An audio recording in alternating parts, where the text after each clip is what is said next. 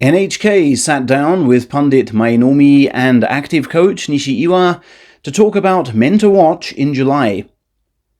We'll go through their observations in turn, starting with Mainoumi. "We can hope high for Hiradoumi this July," he says. "With every level the man achieves, we wonder if he's cut out for it, but he keeps getting up to speed through some grueling on-the-job training.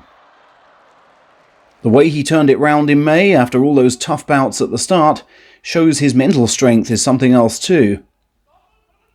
I admire the way he fights bigger than his size, smashing him with the chest and plundering the belt with frontal left. You'd think he'd need another 10 centimeters to be fighting like that, but he's gone and made it work. His initial charge has gotten harder too, and he's not pushed around like he was before. For the July title, though, I will pick Onosato. Though we should be prepared for anything right now, I still think he'll prevail. And if he does, why don't they just catapult him over Ozeki and to Yokozuna?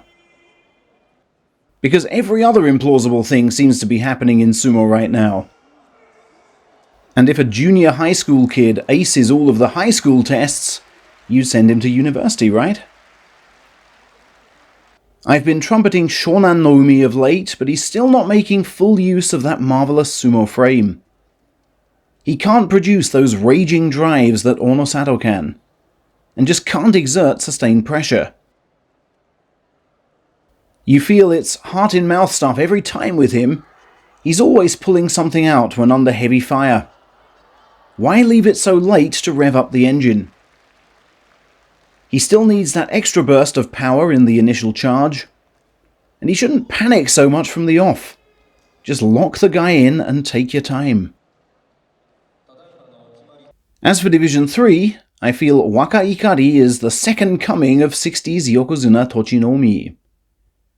The way he trains so relentlessly and throws himself into sparring partners without a single word of complaint really moves me, you know. He already has a first-rate knowledge of the workings of sumo. He's got some of his father's pushing and thrusting, but can also get inside on the belt. Hence he always has some defensive ploy, no matter how badly the bout is going. I just hope he keeps augmenting his frame for higher-level sumo demands. He certainly gets even casual fans on the edge of their seats. Coach Ishiiwa, meanwhile, began by staying loyal to his ex-stablemate. "I'm hoping big for Takayasu this time," he said. Given all those top names he beat in May, you have to wonder how far he'd have gone had he fought the full 15. In terms of raw ability, he looked yet stronger than Onosato at times. I just hope he doesn't keep betraying my hopes, and that he finally secures that elusive first title. But this time, I'd say that is more likely to go to Wakatakakage. He's back in the winning habit again, and was different level to everyone else in Division 2 in May. You'd expect him to pick up a stack of wins in the opening week, then use his previous title experience to take the fight to the upper rankers. Because come on, it's anyone's cup these days. Despite his May losing score, I think Atami Fuji's improving with every passing meet. He's got a real sturdy pair of hips on him, and I think he will breach Saiyaku by the end of this year. And if I can give honourable mention to Endo, who I'd feared was a little washed up, and yet who bounced back with those 12-second tier wins in May. What a great boost to Ishikawan earthquake survivors to have Endo winning big and Onosato as champion. As for Division 3 this time, I'd keep our eyes on Kiryuko. He's putting in the practice, getting bigger and stronger each time he turns up, and his technique is really good too. All hail the new era of second-generation wrestlers, I say. And just to add snippets of other news, Shirokuma has disclosed he was also struck down with heatstroke during training last week. Then again he quipped, "What do you expect, as my ring name means polar bear?" He ascribes his losing score in May to the state of the shoulder he injured in March, but insists he's now fully recovered. "I will try for the second-tier crown," he vows, "and try to control my impulse to attack too soon in the bout."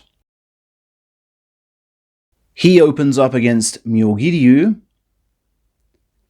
and chiseled Asakoryu has pledged to make up ground on ex-uni colleague Onosato, who he beat in Nagoya this time last year. The two men rose to salaried level together at that tournament's end.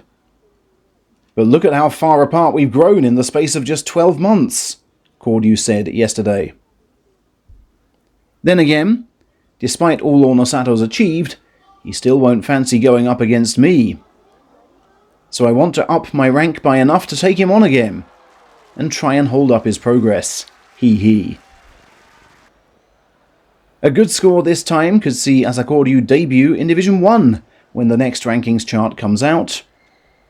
He starts against Daishoho, who he currently leads 4-0.